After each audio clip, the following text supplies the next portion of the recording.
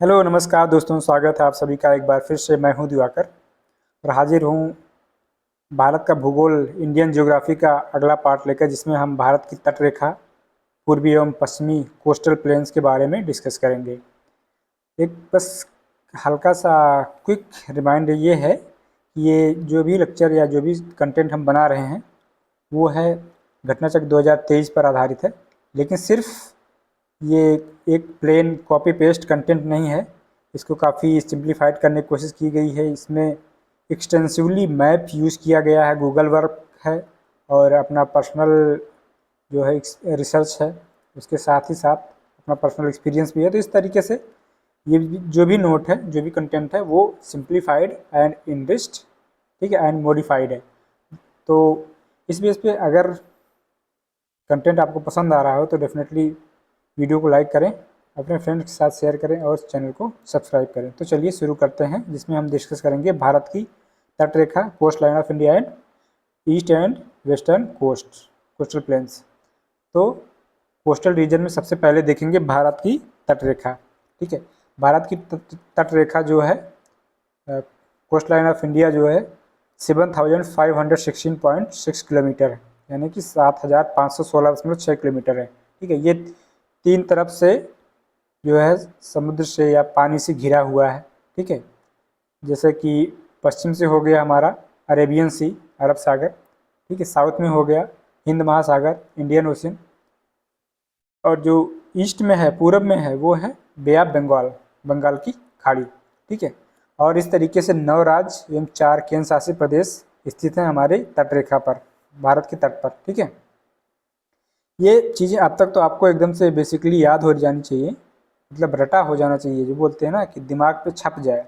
ठीक है, कि कौन कौन से 9 राज्य एवं 4 केंद्र शासित प्रदेश हैं। चलिए बिना मैप देखे एक बार हमारे साथ दोहराइए कि सबसे पहले कौन सा हो जाएगा, गुजरात। ठीक है, उसके बाद महाराष्ट्र, उसके बाद गोवा। ठीक है, महाराष्ट्र के साउथ में गोवा, गोवा के साउथ में कर्नाटक, कर्नाटक के साउथ में केरला। ठीक है, तो केरला के ईस्ट में जो है ये हो गया हमारा तमिलनाडु, तमिलनाडु के नॉर्थ में जो हो जाएगा वो जाएगा हमारा आंध्र प्रदेश, और आंध्र प्रदेश के नॉर्थ में उड़ीसा, और उड़ीसा के नॉर्थ में जो हो जाएगा वो जाएगा वेस्ट बंगाल। ठीक है, तो गुजरात से लेकर वेस्ट बंगाल तक हमारे ये 9 राज्य हो गए। 4 केंद्र शासित प्रदेश कौन कौन से हैं?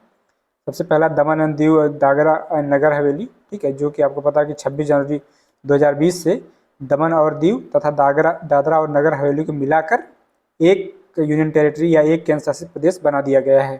ठीक है, इनकी कैपिटल क्या है?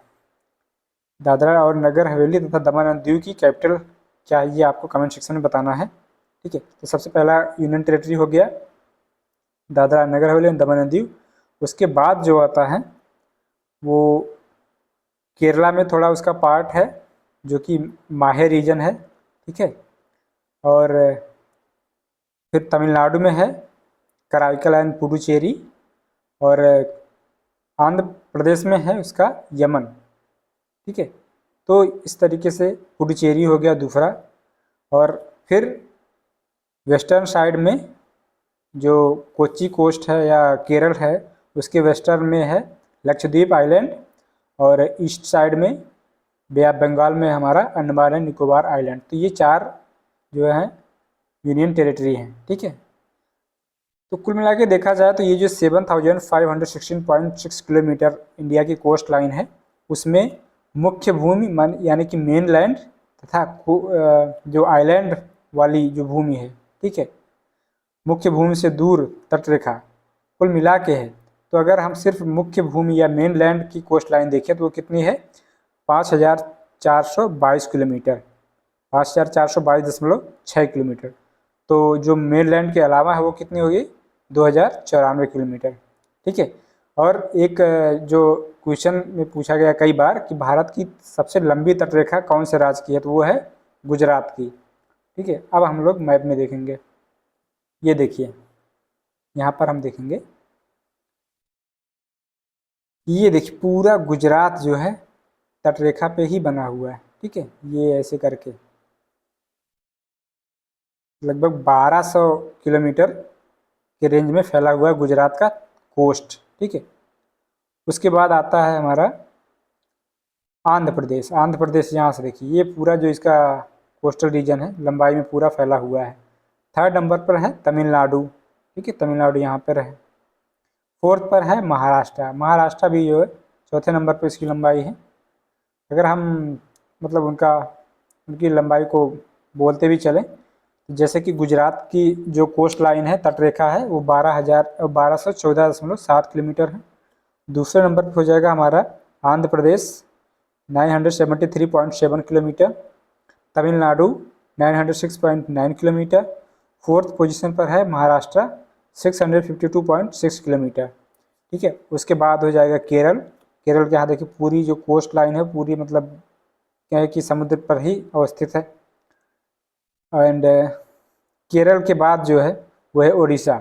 उड़ीसा की भी पूरी लंबाई जो है तटरेखा पर है, ठीक है। उड़ीसा के बाद हमारा कर्नाटक हो जाएगा, फिर पश्चिम बंगाल, और सबसे कम जो कोस्ट लाइन है वो है गोवा की। गोवा अपने आप में सबसे छोटा राज्य है वैसे ही, तो इसलिए उसकी जो कोस्ट लाइन भी बहुत छोटी है, ठीक है। तो कुछ चीज़ें हमें ध्यान देना, जैसे गुजरात की कोस्ट लाइन सबसे लंबी, याद रखने वाली बात है। उसके साथ साथ आंध्र प्रदेश बड़ा सा नाम है, एपी 2 शब्दों से मिलकर बना है, दूसरे नंबर पर है। तमिलनाडु भी 2 है, TN इसको बोलते हैं ना, तमिलनाडु, ये तीसरे पोजीशन पे, ता से तमिल, ता से तीसरा। महाराष्ट्र इतना बड़ा सा नाम है, कहाँ जाएगा, फोर्थ पोजीशन पर 652.6 किलोमीटर। एंड फिफ्थ पोजीशन पर है केरला, ठीक है। इस तरीके से आप इनकी रिलेटिव पोजीशन एंड लेंथ भी याद रखें, क्योंकि इससे क्वेश्चन पूछा गया है। उसके साथ ही साथ अगर ओवरऑल देखा जाए तो सबसे ज़्यादा जो कोस्ट लाइन है वो है हमारे अंडमान एंड निकोबार आइलैंड की, अंडमान एंड निकोबार द्वीप समूह की, ठीक है, क्योंकि वो पूरा का पूरा जो है एकदम ईस्ट टू वेस्ट साइड में, सॉरी नॉर्थ एंड साउथ में फैला हुआ है, और इसके साथ ही साथ पूरा समुद्र में ही है, ठीक है। कितना है उसकी लंबाई, 1962 किलोमीटर, ठीक है। और दूसरे नंबर पर जो है वो है लक्षद्वीप। लक्षद्वीप भी पूरा समुद्र में ही है, अरब सागर में, ठीक है। लक्षद्वीप की लंबाई 132 किलोमीटर है। उसके बाद दादरा नगर हवेली, दमन और दीव, नाम तो सबसे बड़ा लेकिन थर्ड पोजीशन पर है, ठीक है, 42.5 किलोमीटर के साथ। और पुडुचेरी जो है 30.6 किलोमीटर के साथ सबसे छोटा केंद्र शासित प्रदेश है, जो जिसकी की तटरेखा सबसे छोटी है, ठीक है। पुडुचेरी एक ऐसा राज्य है जिसकी तटरेखा सबसे छोटी है। अब हम आते हैं कि ये जो हमारा अंतःस्थल से सागर की ओर निकलने वाले भागों को मिलाने वाली रेखा, ये हो गया हमारा अंतःस्थल, ठीक है, इनलैंड जिसे बोलते हैं। उसके बाद ये थोड़ा आगे पीछे ऐसे उबड़ खाबड़ निकला हुआ है, इनको मिलाते हुए एक जो लाइन खींची जाती है, ताकि इसके बाद पूरा सिर्फ वाटर ही वाटर बचे, कोई प्लेन ये लैंड एरिया ना आए। ये जो एरिया होता है इसको बोलते हैं, ये लाइन को, आधार रेखा, ठीक है, बेस लाइन। और इसके अंदर जो पानी होता है उसको इंटरनल वाटर बोलते हैं, ठीक है, आंतरिक जल। उसके बाद ध्यान दें कि आधार रेखा से ही सारी दूरियां मापी जाती है और नॉटिकल माइल में मापी जाती है। नॉटिकल माने समुद्री मील। एक समुद्री मील कितना होता है, 1.852 किलोमीटर, और नॉर्मल मील कितना होता है, 1.609 किलोमीटर, ठीक है। तो डिफरेंस लगभग है एक समुद्री मील और एक नॉर्मल मील में, लगभग हो जाएगा 0.243 किलोमीटर का डिफरेंस है, ठीक है। तो हम देखेंगे कि जो हमारी आधार रेखा से 12 नॉटिकल माइल्स तक जो ये पानी होता है, वाटर होता है, उसको बोलते हैं क्षेत्रीय सागर या टेरिटोरियल सी, ठीक है, टेरिटोरियल सी या क्षेत्रीय सागर बोलते हैं। ये 12 नॉटिकल माइल्स का डिस्टेंस है, और 12 और जोड़ दें या आधार रेखा से 24 जोड़ दें, ये जो हो जाता है समीपस्थ मंडल। समीपस्थ मंडल इसको बोलते हैं कॉन्टिगुअस जोन। ये जो इतना हो गया कॉन्टिगुअस जोन हो गया, समीपस्थ मंडल, ठीक है। और इसके बाद आधार रेखा से यहाँ तक पूरा जो 200 नॉटिकल माइल का डिस्टेंस है उसको बोलते हैं अनन्य आर्थिक मंडल, एक्सक्लूसिव इकोनॉमिक जोन, EEZ, ठीक है। अब इनमें किसमें इंडिया को कैसे राइट्स, कौन से अधिकार प्राप्त हैं, तो जैसे कि जो इंटरनल वाटर हो गया, उसके बाद जो हमारा क्षेत्रीय सागर है, टेरिटोरियल सी, ये वाला, ठीक है, टेरिटोरियल सी में हमें संपूर्ण अधिकार प्राप्त होता है, क्योंकि हमारी टेरिटरी में आता है ना, टेरिटरी में कंसीडर किया जाता है उसको। और जो कॉन्टिगुअस जोन है, जो मतलब यहाँ से 24 नॉटिकल माइल्स पर है आधार रेखा से, उसमें हमें सीमा शुल्क यानी कि कस्टम ड्यूटीज़ एंड वित्तीय अधिकार फाइनेंशियल राइट्स प्राप्त होते हैं। ठीक है, उसके बाद जो एक्सक्लूसिव इकोनॉमिक जोन होता है इसमें साइंटिफिक रिसर्च की छूट मिली होती है इंडिया को। ओके, और ये इंटरनल वाटर के बारे में हमने पहले डिस्कस कर लिया। अब थोड़ा सा हम क्वेश्चन देख लेते हैं। भारत का औसत समुद्र तल मापा जाता है कहाँ से? मुंबई, कोचीन, चेन्नई, विशाखापत्तनम। तो इसका आंसर है चेन्नई। इसमें कुछ नहीं कॉमन सेंस लगाना है, सीधा रटना है। ठीक, भारत का औसत समुद्री तल जो बोलते हैं ना, समुद्र तल से ऊंचाई इस पोजीशन की, इस प्लेस की कितनी है, तो वो है चेन्नई से मापा जाता है। ठीक है, सर्वाधिक तटीय अपरदन होता है। तो ऑप्शन में है लहरें, धाराओं, ज्वार भाटा एवं सुनामी लहरों। इसमें देखने वाली बात है कि कंसिस्टेंट या लगातार कौन सी चीज़ें हैं, वो है लहरें। इसी वजह से एक वो जो लाइन बोली गई है ना कि लहरों से डरकर नौका पार नहीं होती, कोशिश करने वालों की कभी हार नहीं होती। ठीक है, तो लहरों के बारे में कहा गया है। लहर जो है लगातार लहराती रहती हैं, लगातार आती हैं, इस वजह से कोस्टल अपरदन होता है, तटीय अपरदन, कोस्टल वेदरिंग जिसे बोलते हैं, मतलब तट का कटाव होता रहता है। तो लहरें सबसे ज़्यादा काटती हैं। ठीक है, ज्वार भाटा ठीक है 6 घंटे पे 12 घंटे पे आता है, तो वो लगातार तो है नहीं। सुनामी तो कभी कभार आती है, धाराएं भी कभी कभार आती हैं। तो इस तरीके से जो लहरें हैं उनसे सबसे ज़्यादा तटीय अपरदन होता है। ओके, भारत के राज्यों में से किसकी तटरेखा सबसे लंबी है? गुजरात की है। कोई बात नहीं, गुजरात वाली बात नहीं थी, मेन बात ये थी कि और राज्य जो हैं। दूसरे नंबर पे कौन है? आंध्र प्रदेश। ठीक है, ये हो गया हमारा आंध्र प्रदेश। दूसरे नंबर पे, थर्ड पर है तमिलनाडु। ठीक है, फोर्थ पर आएगा महाराष्ट्र, फिफ्थ पे आ जाएगा हमारा केरला। ठीक है, इस तरीके से। और सिक्स पे आ जाएगा उड़ीसा, सेवन्थ पे आ जाएगा कर्नाटका, एंड एट्थ पे आ जाएगा पश्चिम बंगाल, और नाइन्थ पे जो है गोवा है। ओवरऑल अगर यूनियन टेरिटरी एंड स्टेट्स में देखा जाए तो सबसे ज़्यादा जो है हमारे अंडमान एंड निकोबार द्वीप समूह का है। प्राचीन भारतीय ऐतिहासिक भूगोल में रत्नाकर नाम सूचक था। रत्नाकर पहले किसको कहा जाता था? मतलब जियोग्राफी में यानी भारतीय ऐतिहासिक भूगोल में, तो उसको हिंद महासागर को पहले रत्नाकर बोला जाता था। रत्नाकर का मतलब होता है ज्वेल ऑफ माइन। रत्नाकर, एक और जगह आपने सुना होगा रत्नाकर डाकू। ठीक है, रत्नाकर डाकू वो वही है जो बाद में महर्षि वाल्मीकि बने। ठीक है, महर्षि वाल्मीकि बने, जिनको कि मतलब आदि कवि भी बोला जाता है, फर्स्ट पोएट बोला जाता है। इन्होंने जाके रामायण की रचना की। महर्षि वाल्मीकि को ही क्रेडिट दिया जाता है कि ओरिजिनल रामायण जो है उन्होंने ही लिखी है, क्योंकि वो राम के समय के थे, राम को उन्होंने देखा था। अच्छा, एक इंटरेस्टिंग कहानी से मैं यहाँ पर मेंशन करना चाहूँगा। जैसे कि आजकल तो बच्चे गेमिंग या फ्री फायर या यूँ कहें कि पबजी में बिजी होते हैं। पहले जो है, पहले के बच्चे यूँ कहें कि 90s के जो बच्चे हुआ करते थे, वो एक मतलब राम राम कहलाने के लिए मरा मरा कहलवाते थे। मरा मरा मरा मरा मरा मरा मरा करते जो है राम राम आ जाता है।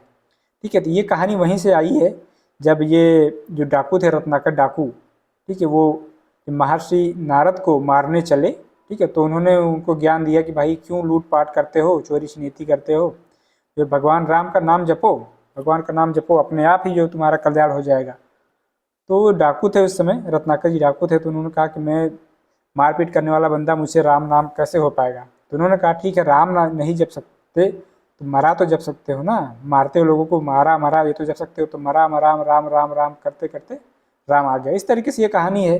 फिर उसके बाद वो इतना मतलब तल्लीन हो जाते, लीन हो जाते हैं उसमें अपने, मतलब इतनी मतलब कठिन, क्या बोलते हैं उसको कि मतलब एग्जैक्ट वर्ड नहीं आ रहा, जो बोलते हैं कि साधना, हाँ, अपनी साधना में इतने ज़्यादा लीन हो जाते हैं कि उनकी बॉडी पर जो है, जो दीमक होती है ना, वो बॉबी बना देती है, मतलब मिट्टी का पूरा ढेर बना देती हैं। ठीक है, जिसको कि बॉबी बोलते हैं, दूसरे वर्ड में उसको वाल्मीकि भी बोला जाता है। ठीक है, इसी वजह से जब ब्रह्मदेव आए उनको वरदान देने, तो उन्होंने देखा कि वो पूरा जो है बॉबी से घिरे हुए थे, एकदम ढके हुए थे दीमकों द्वारा। तो इस वजह से उनका नाम वाल्मीकि पड़ गया। थोड़ी सी इंटरेस्टिंग कहानी थी, इनको रत्नाकर भी बोला जाता था पहले। ठीक है, पूर्वी एवं पश्चिमी तट, eastern and western coast.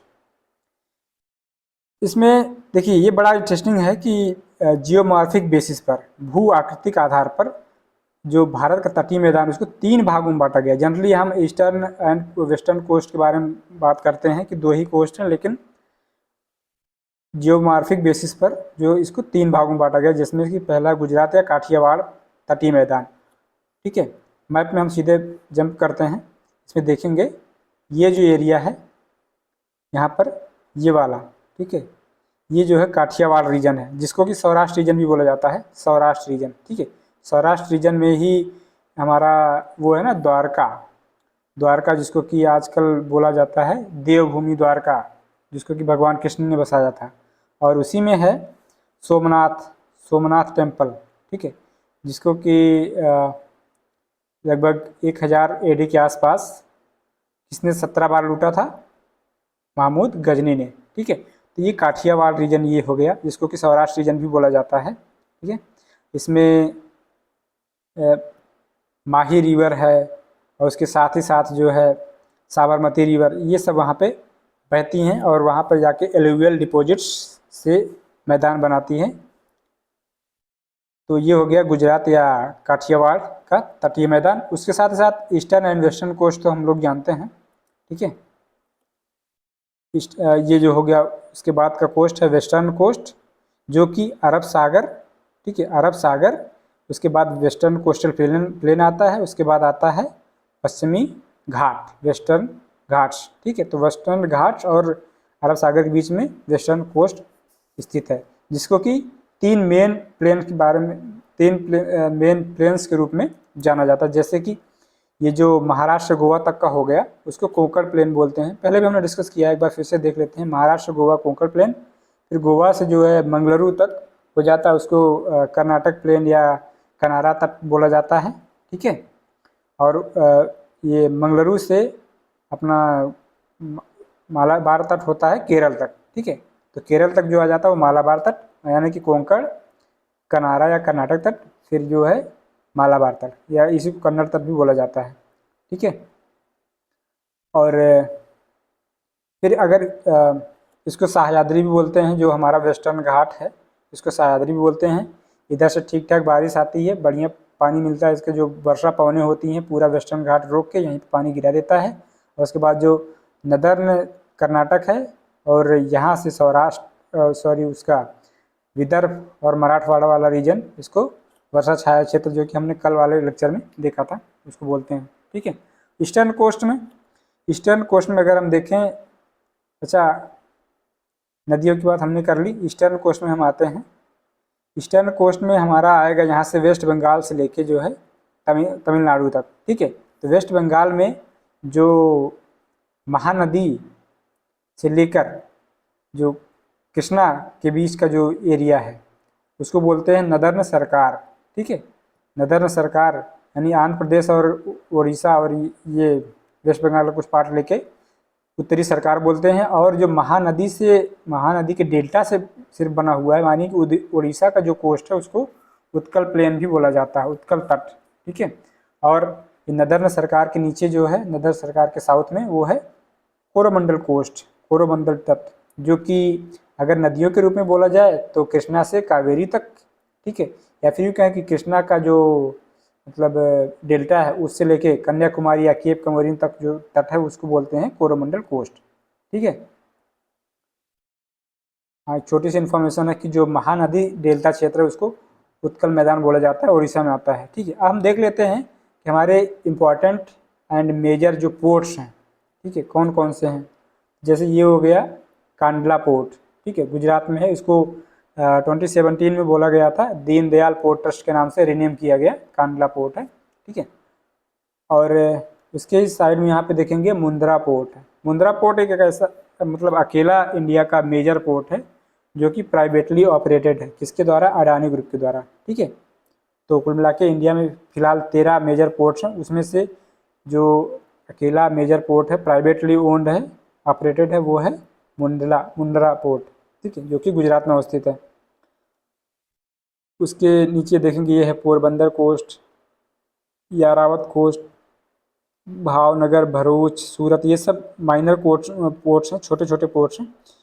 Jawaharlal Nehru port trust, जिसको कि नावा सेवा भी बोला जाता है, महाराष्ट्र में अवस्थित है। ठीक है, इंडिया का सबसे बड़ा पोर्ट है, इसमें लगभग 40% जो इंडिया का शिपमेंट होता है, कार्गो शिपमेंट। ठीक है, समुद्री मार्ग से जो भी सामान आना जाना आयात निर्यात होता है वो लगभग यहीं से होता है, ठीक है।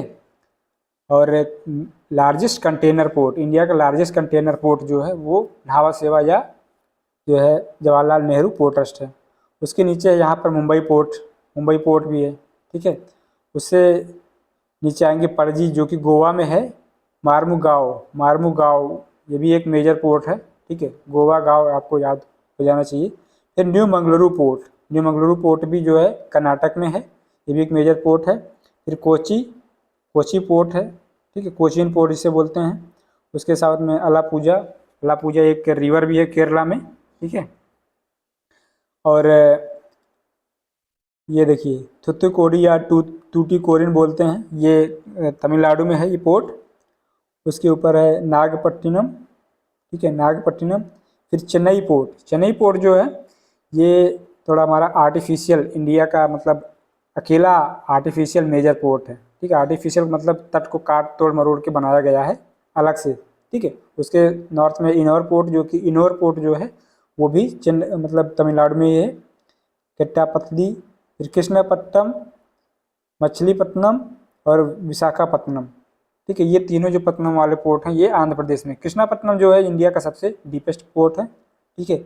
और विशाखापट्टनम जो पोर्ट है अकेला ऐसा पोर्ट है इंडिया का जो कि मतलब सब तरफ से लैंड से घिरा हुआ है, ठीक है। मतलब एक हल्का सा एक पैसेज दिया गया समुद्र से कनेक्ट होने का, अदरवाइज ये चारों तरफ से लैंड से घिरा हुआ एक पोर्ट है, ठीक है। तो अकेला ऐसा मेजर पोर्ट है जो कि लैंड से घिरा है, हल्का सा पैसेज दिया गया है समुद्र से कनेक्ट करने के लिए। उसके नॉर्थ में है पारादीप जो कि उड़ीसा में है। उसके जो नॉर्थ में है वो है हल्दिया पोर्ट जिसको कि कोलकाता पोर्ट भी बोलते हैं। अगर आप इसकी लोकेशन देखेंगे तो कुछ इस तरीके से नज़र आएगा। हल्दिया पोर्ट जो है थोड़ा कोस्ट से अंदर है, पता है, लगभग 200 किलोमीटर अंदर जाके ये पोर्ट बना है हल्दिया पोर्ट। इंडिया का अकेला रिवरीन पोर्ट इसको बोला जाता है, कोलकाता पोर्ट को, जो कि हुगली रिवर पर है, ठीक है, हुगली रिवर पर है ये हल्दिया पोर्ट, जिसको कि कोलकाता पोर्ट भी बोला जाता है। समझ नहीं आता कि इसी को हल्दिया पोर्ट को जो है डायमंड हार्बर नाम दिया गया है, ठीक है। डायमंड हार्बर क्यों दिया गया है? ये हल्दिया और डायमंड में कोई रिलेशन तो होता नहीं है, बस एक चीज़ है कि हल्दी का जो कलर होता है वो पीला होता है, डायमंड जो होता है वो नुकीला होता है, ठीक है। ये कोई रिलेशन नहीं है, हालांकि रिलेशन बस इतना हो सकता है कि बहुत पुराना पोर्ट है। सबसे पहले अंग्रेजों ने जो है अपना पोर्ट का जो ऑपरेशन स्टार्ट किया था यहीं से स्टार्ट किया था, इस वजह से इसको डायमंड पोर्ट बोला जाता है। इंडिया का अकेला रिवरीन पोर्ट है, कुल मिला के तट से 200 किलोमीटर अंदर जाकर हुगली रिवर पर ये पोर्ट बना हुआ है, ठीक है। तो इसकी बहुत ये खासियत है। ये ईस्टर्न वेस्टर्न हमने देख लिया, अब थोड़ा क्वेश्चंस भी देख लेते हैं। पश्चिमी तटीय निम्नलिखित शहरों पर विचार कीजिए। उत्तर से दक्षिण, देखा आ गया ऑर्डर वाला, ठीक है। जंजीरा, कन्नूर, नागरकोइल, सिंधुदुर्ग, ठीक है। अभी हमने देखा कि जंजीरा जो पोर्ट है वो है हमारे महाराष्ट्र में, ठीक है। और कन्नूर जो है वो है केरला में, केरला कर्नाटक में ये रीजन है।